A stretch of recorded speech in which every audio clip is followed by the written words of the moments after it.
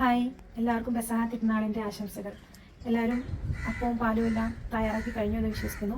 ഞങ്ങളും ഇവിടെ തുടങ്ങിയാണ് ഞങ്ങളുടെ പരിപാടികൾ. അപ്പോൾ ആദ്യം തന്നെ വാഴയില വെട്ടി വെയിലത്തിടാമെന്ന് വിചാരിച്ചു. നല്ല വെയിലല്ലേ, 2 മിനിറ്റ് കഴിഞ്ഞ് നന്നായിട്ട് വാടി കിട്ടും. പിന്നെ നമുക്ക് വാട്ടേണ്ട ആവശ്യമില്ല, കഴുകി അപ്പം പരത്തി എടുത്താൽ മാത്രം മതി. എല്ലാവരും വീട്ടിൽ എല്ലാവരും തയ്യാറാക്കി അപ്പമൊക്കെ മുറിച്ച് കഴിഞ്ഞ് കാണുമായിരിക്കും. അപ്പോഴത്തേനായിരിക്കും ഞങ്ങൾ വീഡിയോ ഇടുന്നത് കേട്ടോ. അപ്പോൾ നമ്മൾ പെസഹ അപ്പം ഉണ്ടാക്കുമ്പോൾ നമ്മൾ വിശുദ്ധമായിട്ട് ഉണ്ടാക്കേണ്ടതാണ്, വൃത്തിയോടുകൂടി ഉണ്ടാക്കേണ്ടതാണ്. അത് കാരണം എല്ലാ പാത്രങ്ങളും കഴുകി മേശപ്പുറത്ത് ഒരു വൃത്തിയുള്ള തുണിയുടെ മുകളിൽ നമ്മൾ വെച്ച് ഉണക്കിയതാണ്. എല്ലാ പാത്രങ്ങളും ഉപയോഗിക്കുന്ന എല്ലാ പാത്രങ്ങളും എല്ലാം, സ്പൂണും എല്ലാം. പിന്നെ അപ്പം നമ്മൾ അപ്പം ഉണ്ടാക്കാനുള്ള പെസഹയ്ക്ക് നമ്മൾ മുറിക്കാൻ പോകുന്ന അപ്പം ഉണ്ടാക്കാനാണ് പോകുന്നത്. ഒരു 1/4 കപ്പ് ഉഴുന്ന് വെള്ളത്തിൽ കുതിർത്തതും, പിന്നെ ഇച്ചിരി ചെറിയുള്ളി, 1-2 ചെറിയുള്ളി, നമ്മൾ എടുക്കുന്ന ക്വാണ്ടിറ്റി അനുസരിച്ചിട്ടോ. അപ്പം ഞങ്ങളൊരു അപ്പം മാത്രമേ ഉണ്ടാക്കുന്നുള്ളൂ, നമ്മളൊരു അപ്പം ഉണ്ടാക്കാറുള്ളൂ. അതിനനുസരിച്ച് ഓരോരുത്തരും എടുക്കുന്ന അളവനുസരിച്ച് ഒരു 2-3 ചെറിയുള്ളിയും, ഒരു 2 വെളുത്തുള്ളി, ഇച്ചിരി ജീരകവും, ആവശ്യത്തിന് ഉപ്പും, അരിപ്പൊടിയും കൂടെ നന്നായിട്ട് അരച്ചെടുക്കുക. അതിനുശേഷം തേങ്ങയും കൂടെ ചേർത്ത് അരച്ച് കഴിഞ്ഞിട്ടുണ്ടെങ്കിൽ നമ്മൾ കുരിശപ്പം റെഡിയായി. പിന്നെ ഒരു വൃത്തിയുള്ള പാത്രത്തിൽ കുറച്ച് എണ്ണ തൂവി അതിനകത്തോട്ട് നമ്മൾ അരച്ച് വെച്ചിരിക്കുന്ന മാവില്ലേ, ആ മാവ് ചേർത്ത് നന്നായിട്ട് നല്ല ലെവലിൽ ഒഴിച്ച്, അതിനുശേഷം അതിനകത്ത് നമ്മുടെ കുരിശോല, പെസഹ അല്ല, ഓശാന ഞായറാഴ്ച നമുക്ക് കിട്ടിയ ഓല വീട്ടിൽ നമ്മൾ സൂക്ഷിച്ച് വെക്കും, കുരുത്തോല. ആ കുരുത്തോലയിൽ നിന്ന് നമുക്ക് കുരിശ് ഉണ്ടാക്കിയെടുക്കാം. എന്നിട്ട് അപ്പത്തിൻ്റെ മുകളിലോട്ട് ജസ്റ്റ് കുരിശ് വെച്ച് നമ്മൾ ആവിയിൽ പുഴുങ്ങിയെടുക്കും. അതാണ് നമ്മൾ കുരിശപ്പം പെസഹയ്ക്ക് മുറിക്കുന്നത്. പിന്നെ ബാക്കി വരുന്ന മാവുണ്ടാവുമല്ലോ, ആ മാവിലോട്ടാണ് നമ്മൾ ഇലയിൽ വേറെ കുറച്ച് അപ്പം കൂടി ഉണ്ടാക്കി, ഇൻറ്റിയപ്പം എന്നൊക്കെ പറയും. അത് ആ അരച്ച സെയിം മാവിനകത്തോട്ട് ബാക്കി വന്ന മാവുണ്ടാവില്ല, ആ മാവിനകത്തോട്ട് കുറച്ച് അരിപ്പൊടിയും കുറച്ച് തേങ്ങയും, പിന്നെ ആ ടേസ്റ്റ് വേണ്ടി കുറച്ച് ജീരകവും വെളുത്തുള്ളിയോ ചെറിയ ഉള്ളിയൊക്കെ ഇടാം. കാരണം ആദ്യം അരച്ച മാവ് കുറച്ചല്ലേ ബാലൻസ് ഉണ്ടാകത്തുള്ളൂ. അപ്പം നമ്മൾ ഇലയിലോ പരത്തുന്ന അപ്പത്തിന് ആ ടേസ്റ്റ് കിട്ടണമെന്നില്ല, ആ ഒരു ചുവയൊക്കെ കിട്ടണമെന്നില്ല. അപ്പം നമുക്ക് വേണമെങ്കിൽ ഇച്ചിരി ഒരു ആ രുചി കിട്ടാൻ വേണ്ടി വെളുത്തുള്ളിയും ചെറിയുള്ളിയും ജീരകവും കുറച്ചും കൂടി ഇടാം. ഇച്ചിരി എല്ലാം കുറച്ചേ ഇടാൻ പാടുള്ളൂ. ഒത്തിരി ഇട്ട് ചിലർ ഉണ്ടാക്കുന്ന കഴിക്കുമ്പോൾ നമുക്ക് മനസ്സിലാവും, ഒത്തിരി എല്ലാം ഇടുമ്പോഴത്തേനും വല്ലാത്തൊരു ചുവയായിരിക്കും, നമുക്കത് കഴിക്കാൻ പറ്റുകയില്ല. അപ്പം എല്ലാം പാകത്തിന് എടുത്താൽ നമുക്ക് കഴിക്കുമ്പോൾ നമുക്ക് അത്ര ബുദ്ധിമുട്ടൊന്നും തോന്നുകയില്ല. അപ്പം അങ്ങനെ ബാലൻസ് വന്ന മാവിനകത്തോട്ട് ഇപ്പം ഞാൻ പറഞ്ഞ എല്ലാ സംഭവങ്ങളും കൂടെ ഒന്നും കൂടി ഒന്ന് അരച്ച് പാകത്തിന് ഉപ്പ് ഇട്ട് നന്നായിട്ട് മിക്സ് ചെയ്തെടുത്തതിന് ശേഷം വാഴയിലക്കകത്ത് നമ്മൾ ചിലർ കുറച്ചും കൂടി ടൈറ്റായിട്ട് മാവാക്കും.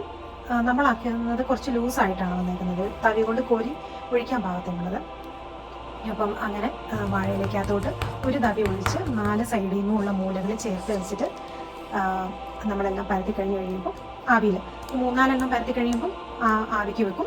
അപ്പം അതൊന്ന് ആവി തട്ടി ഒന്ന് പാതി വേവാകുമ്പോഴത്തേനും അടുത്ത ഒരു 3-4 നമ്മൾ പരത്തി കഴിയും. അങ്ങനെ നമ്മൾ അപ്പം പാത്രത്തിൽ വെച്ച് പരത്തും. അപ്പോൾ ഓരോ തവണ നമ്മൾ 3-4 വെക്കുമ്പോൾ അതിൻ്റെ മുകളിൽ ഈ വാഴയില മുറിച്ചതിൻ്റെ തണ്ടുണ്ടാവില്ല, തണ്ട് വെക്കുവാണെങ്കിൽ പരസ്പരം ഒട്ടാതെ അല്ലെങ്കിൽ എടുക്കുമ്പോൾ നമുക്ക് ബുദ്ധിമുട്ടില്ലാതെ നമുക്ക് എടുക്കാൻ പറ്റും.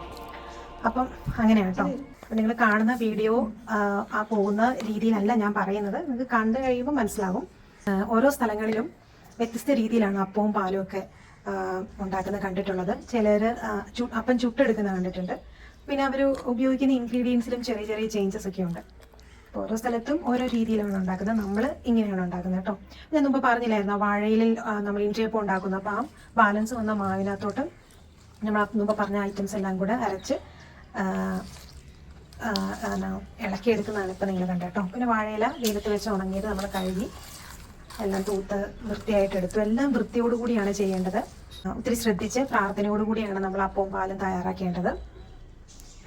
ഞാൻ ചെറുപ്പത്തിലൊക്കെ ചെറുപ്പത്തിൽ എൻ്റെ പപ്പയുടെ പെങ്ങളുടെ വീട്ടിൽ നിന്നാണ് ഞാൻ പഠിച്ചത്. അപ്പോൾ അവിടുത്തെ ഞാൻ മമ്മി എന്നാണ് വിളിക്കുന്നത്, മമ്മിയും ഒക്കെ ഉണ്ടാക്കുന്നത് ഞാൻ കണ്ടിട്ടുണ്ട് ചെറുപ്പത്തിൽ.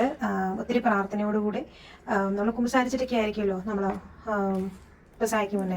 പക്ഷെ എന്തെങ്കിലും കാരണത്താൽ നമ്മൾ നാവ് കൊണ്ടോ നമ്മൾ എന്തെങ്കിലും പ്രവൃത്തി കൊണ്ടോ എന്തെങ്കിലും ഒരു പാപം എന്തെങ്കിലും നമുക്കൊരു ഉള്ളിലൊരു തോന്നലുണ്ടെങ്കിൽ നമ്മുടെ മനസ്താപരണം അല്ലെങ്കിൽ പ്രാർത്ഥന നമുക്ക് ചൊല്ലി പ്രാർത്ഥിച്ചതിന് ശേഷം അതുപോലെ തിരിയെല്ലാം കത്തിച്ച് ഓലയെല്ലാം കൊണ്ടുവച്ച് പ്രാർത്ഥനയോടുകൂടിയാണ് നമ്മൾ അപ്പവും പാലൊക്കെ ക്രിയേറ്റ് ചെയ്യേണ്ടത്. ഉണ്ടാക്കേണ്ടത്. അതാണ് ഞാൻ ചെറുപ്പത്തിൽ കണ്ടിരിക്കുന്നത്. ഇപ്പോൾ 3-4 വർഷമായിട്ട് ശരിക്കും പറഞ്ഞാൽ പെസഹായൊന്നും ആഘോഷിച്ചായിട്ടൊരു ഓർമ്മ പോലുമില്ല. എന്തെങ്കിലും ഓരോ സ്ഥലങ്ങളിലായിരിക്കും. അങ്ങനെ പ്രാവശ്യം മമ്മി ഉണ്ട്. അപ്പം പെസഹ പണ്ടത്തെ അതേ രീതിയിൽ ഭക്തിയോടുകൂടെ നല്ല രീതിയിൽ ഉണ്ടാക്കി ആഘോഷിക്കാമെന്ന് വിചാരിച്ചു. അപ്പം ഞാൻ പറഞ്ഞ ആ രീതിയിലാണ് ഇപ്പം നമ്മൾ ഉണ്ടാക്കിക്കൊണ്ടിരിക്കുന്നത്. അപ്പോൾ നിങ്ങൾക്കത് കാണാൻ കഴിയും. പിന്നെ ഓരോ നാട്ടിലും വ്യത്യസ്ത രീതിയിലാണ് ഉണ്ടാക്കുന്നതെന്ന് നമുക്കറിയാമല്ലോ. അപ്പം നിങ്ങളുടെ ഇൻഗ്രീഡിയൻസ്, ഓരോ സ്ഥലത്തും ഉണ്ടാക്കുന്ന ഇൻഗ്രീഡിയൻസ് എന്തൊക്കെയാണെന്നൊക്കെ ഉള്ളത്, ഏത് രീതിയിലാണ് ഉണ്ടാക്കുന്നതെന്നൊക്കെ ഉള്ളത്, നമ്മൾ ഉണ്ടാക്കുന്ന അതേ സിമിലറായിട്ടാണോ നിങ്ങൾ ഉണ്ടാക്കുന്നതെന്നൊക്കെ ഉള്ളത് കമൻറ്റിൽ സമയമുണ്ടെങ്കിൽ മെൻഷൻ ചെയ്തിടാം കേട്ടോ. ഓക്കെ, അപ്പോൾ കണ്ടോളൂ. ഇത് കഴിഞ്ഞ ഉടനെ നമ്മൾ അപ്പം ആവിക്ക് വെച്ച ഉടനെ തന്നെ നമ്മൾ പാലുണ്ടാക്കാൻ വേണ്ടി പോകും.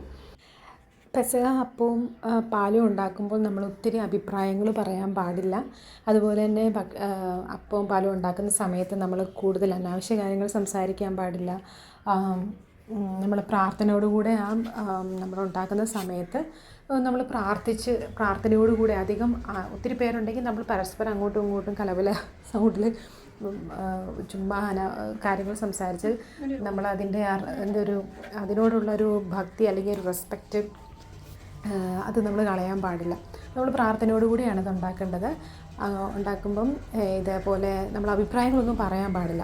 എങ്കിലും ഒരു കാര്യം നമ്മൾ ശ്രദ്ധിക്കേണ്ടത്, അപ്പം പാലും ഉണ്ടാക്കുമ്പോൾ നമ്മൾ അനാവശ്യമായിട്ട് കുറേ വെളുത്തുള്ളി, ചെറിയ ഉള്ളി, ജീരകം അങ്ങനെ കുറേ ഇട്ടെന്ന് ഓർത്തുകൊണ്ട് അത് അങ്ങനെ എന്താ പറയുക, ചിലരങ്ങനെ കുറേ ഇടും. നമുക്ക് കഴിക്കുമ്പം ബുദ്ധിമുട്ടാണ്. അപ്പം അധികം നമ്മൾ കഴിക്കുകയില്ല. അപ്പം എന്താ സംഭവിക്കുന്നത് ചോദിച്ചാൽ വേസ്റ്റ് വരും. സാധാരണ നമ്മൾ അപ്പവും പാലൊക്കെ വേസ്റ്റ് വന്നു കഴിഞ്ഞിട്ടുണ്ടെങ്കിൽ നമ്മൾ അത് കത്തിച്ച് കളയുക, ഉണക്കിയിട്ട് പിന്നെ കത്തിച്ച് കളയുകയാണ് ചെയ്യാറ്.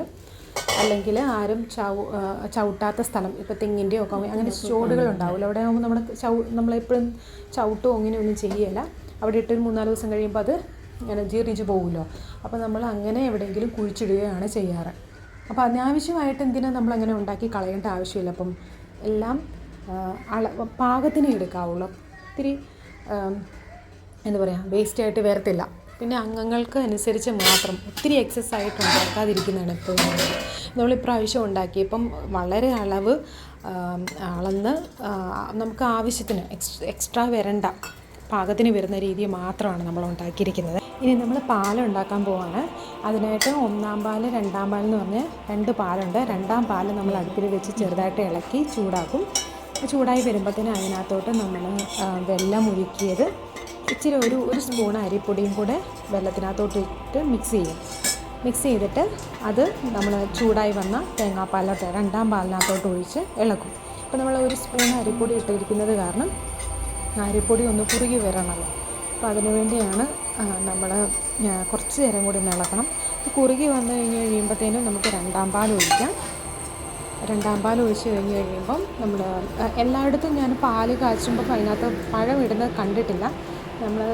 നമ്മളുണ്ടാക്കുമ്പോൾ അതിനകത്ത് ചെറുപഴം ചെറിയ പീസായിട്ട് റൗണ്ടിൽ മുറിച്ചിട്ട് ചെറുപഴം 1-2 ചെറുപഴം അരിഞ്ഞിട്ട് നമ്മൾ പാലിനകത്ത് ഇടാറുണ്ട്.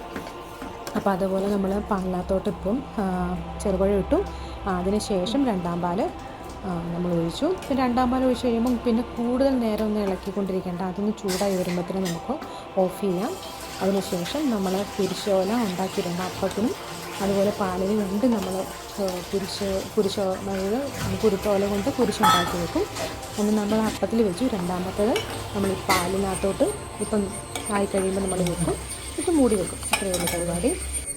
അവസാനം നമ്മൾ കുറച്ച് ടേസ്റ്റിന് ഇച്ചിരി ഉപ്പും അതുപോലെ ജീരകവും ചുക്കും ഇടണം. നമ്മളിപ്പോൾ ചുക്കിട്ടിട്ടില്ല. ജീരകവും കുറച്ച് ഉപ്പും കൂടെ നമ്മൾ ഒന്ന് ഞെരടിയിട്ട് ഇതുപോലെ അതിനകത്ത് അവസാനം ഇട്ടിട്ട് മൂടി വെക്കും. അത്രയേ ഉള്ളൂ. അപ്പോൾ നമ്മുടെ ഇപ്രാവശ്യത്തെ 2025 പെസഹ അപ്പവും പാലും ഇവിടെ റെഡിയായി. അപ്പം ഞാൻ പറഞ്ഞ പോലെ സമയം കിട്ടുവാണെങ്കിൽ വീഡിയോ കാണുമ്പോൾ നിങ്ങളുടെ എന്തെങ്കിലും അഭിപ്രായങ്ങളുണ്ടെങ്കിൽ, തെറ്റുകളോ കുറ്റങ്ങളൊക്കെ ഉണ്ടെങ്കിൽ ചുമ്മാ കമൻറ്റിലൊന്ന് മെൻഷൻ ചെയ്ത് കഴിഞ്ഞാൽ നമുക്ക് തീർക്കാൻ പറ്റും. ഓക്കെ, അപ്പോൾ എല്ലാവർക്കും ഒരിക്കൽ കൂടി പെസഹയുടെ മംഗളങ്ങൾ ആശംസിക്കുന്നു. അപ്പം പുതിയൊരു വീഡിയോ ആയിട്ട് വീണ്ടും കാണാം.